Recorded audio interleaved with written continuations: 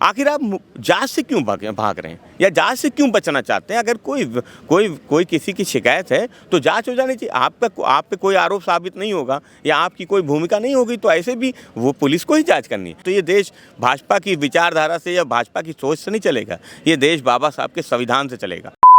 साथियों नमस्कार, मैं वीरेंद्र और आप देख रहे हैं बोलो साथी। इस समय हमारे साथ मौजूद हैं फखरुल हसन चांद, जो समाजवादी पार्टी के राष्ट्रीय प्रवक्ता हैं। संभल हिंसा में जिस तरीके से जो है जज का तबादला हो जाता है फैसला सुनाने के बाद में, कैसे देखते हैं जिस जज ने फैसला सुनाया अब उनका तबादला कर दिया गया सुल्तानपुर के लिए? देखिए, आदरणीय अखिलेश यादव जी ने कल ही इस बात को कहा कि जो न्याय है उसको आप ट्रांसफ़र नहीं कर सकते।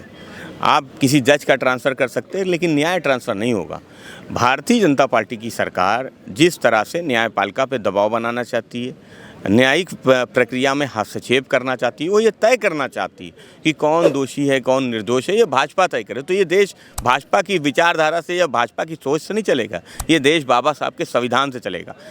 सीजेएम साहब ने एक ऑर्डर दिया था, सीजेएम साहब ने मुकदमा लिखने का आदेश दिया था जिसका पालन भी नहीं हुआ और अब उनका ट्रांसफ़र हो जाता है। तो भारतीय जनता पार्टी आखिर क्या करना चाहती है? क्या वो न्यायपालिका के दरवाज़ों को बंद कर देना चाहती है? क्या वो न्यायिक प्रक्रिया को समाप्त कर देना चाहती है? तो भारतीय जनता पार्टी हमेशा से बाबा साहब के खिलाफ रही है, बाबा साहब की विचारधारा के खिलाफ रही है और अब जिस तरह से वो न्यायिक प्रक्रिया में हस्तक्षेप कर रही है, न्यायपालिका पे दबाव बना रही है, तो आखिर लोग भारतीय जनता पार्टी की इस अन्याय वाली सरकार के खिलाफ न्याय के लिए कहाँ जाएंगे? किसका दरवाज़ा खटखटाएंगे अगर न्यायपालिका पे ही दबाव बनाया जाएगा, न्यायिक प्रक्रिया में ही हस्तक्षेप किया जाएगा? अच्छा, वहाँ के जो एसपी हैं कृष्ण बिश्नोई, उनके द्वारा साफ मना कर दिया गया, कोर्ट के निर्देश को खारिज कर दिया। मतलब अपील, उन्होंने कहा कि हम अपील करेंगे लेकिन एफआईआर दर्ज नहीं की। मतलब अपील करेंगे तो ये क्या है कि कोर्ट की अवमानना नहीं है? नहीं, सवाल इस बात का है कि उनकी जो भाषा थी, भाषा ज़रूर माननीय न्यायालय का सम्मान करते हुए होनी चाहिए थी, जो नहीं नज़र आई। सवाल इस बात का है कि कोई आयोग बना हुआ है, कोई जांच कर रहा है, कहीं ये नहीं लिखा है कि कोई आयोग अगर जांच कर रहा है किसी विषय की और उस पर मुकदमा दर्ज नहीं हुआ तो आप मुकदमा दर्ज नहीं करेंगे। ऐसा नहीं होता है कि आप कोई घटना घटित हुई है तो कोई बिना आयोग के केवल जांच थोड़ी करेगा। वो मुकदमा लिखा जाएगा तब तो कोई जांच होगी। अन्य मामलों का मुकदमा लिखा हुआ था, दूसरों की जांच क्यों नहीं होगी?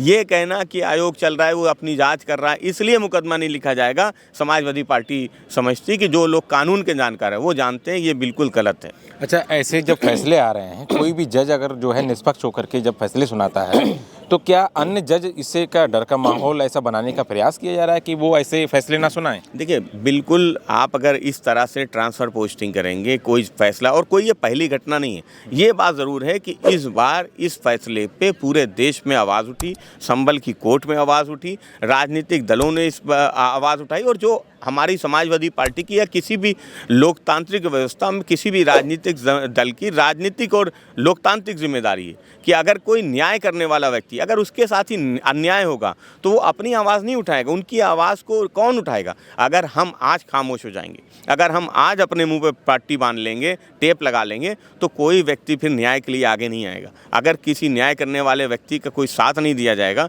तो कोई न्याय के लिए आगे नहीं आएगा। इसलिए समाजवादी पार्टी समझती है हमारी लोकतांत्रिक जिम्मेदारी है कि अन्याय करने वाली सरकार के खिलाफ जोरदार आवाज़ उठाई जाए। जिनके खिलाफ एफआईआर करने का निर्देश हुआ सीओ अनुज चौधरी, जब कोर्ट ने जैसे ही निर्देश किया वो गोरखपुर पहुंच जाते हैं और बाकायदा वहां मत्था उत्था टेकते हैं गोरखपुर मठ में और जो है रील्स वायरल करते हैं। तो कहीं वो मिलने गए थे क्या योगी आदित्यनाथ से, किया ऐसा कुछ? देखिए, उनके मिलने जाने पे हमें कोई टिप्पणी नहीं करनी है कि मुख्यमंत्री जी से मिलने का, मुख्यमंत्री जी से कोई भी मिल सकता है, लेकिन सवाल इस बात का है कि मुकदमा दर्ज होना चाहिए।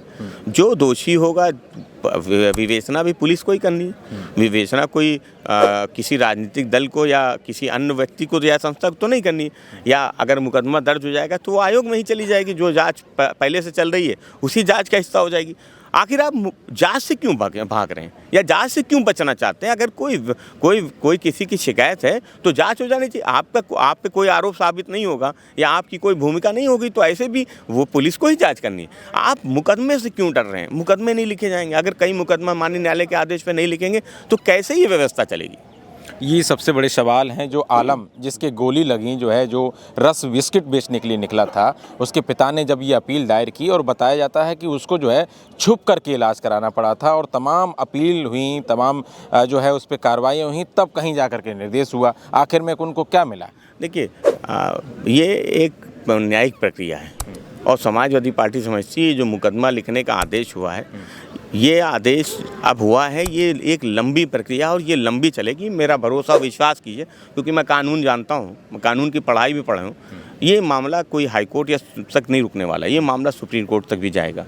और ये लड़ाई जो इस मामले में मुकदमा लिखा है 156(3) से माननीय न्यायालय का, वो मामला इतनी आसानी से ख़त्म भी नहीं होगा। और ये न्यायिक प्रक्रिया है, वो इसी बड़े ही उद्देश्य की न्यायिक प्रक्रिया जटिल हो, लोगों को लगता हो कि बड़ा मुश्किल है लड़ना, लेकिन बहुत मजबूत है। क्या लगता है कि हाई कोर्ट, सुप्रीम कोर्ट इस पर स्वतः संज्ञान लेगा? नहीं, सरकार ने खुद कहा है, एसपी खुद कह रहे हैं कि हम हाई कोर्ट जाएंगे, तो हाई कोर्ट जाएंगे तो मामला आएगा ही। मामला आएगा तो मामले में तो ये भी होगा कि जिसने मुकदमा लिखने का आदेश दिया उनका ट्रांसफ़र हुआ। और आदरणीय अखिलेश यादव जी ने कल ही कहा था कि देश की सबसे बड़ी अदालत को और माननीय उच्च न्यायालय को स्वतः ऐसे मामलों का संज्ञान लेना चाहिए, क्योंकि अगर न्यायपालिका, अगर जो बड़ी अदालतें हैं, अगर वो संरक्षण नहीं करेंगी व्यक्ति का, अगर उनके अधिकारों का संरक्षण नहीं करेंगी, न्याय का संरक्षण नहीं करेंगी, तो न्याय व्यवस्था कैसे चलेगी? ऐसी सरकार में जो न्यायपालिका को नहीं मान रही है, जो किसी एजेंसी को नहीं मान रही है, मुकदमा लिखने के आदेशों को नहीं मान रही है, ऐसे कैसे चलेगा देश? चलिए, बहुत शुक्रिया, बहुत धन्यवाद।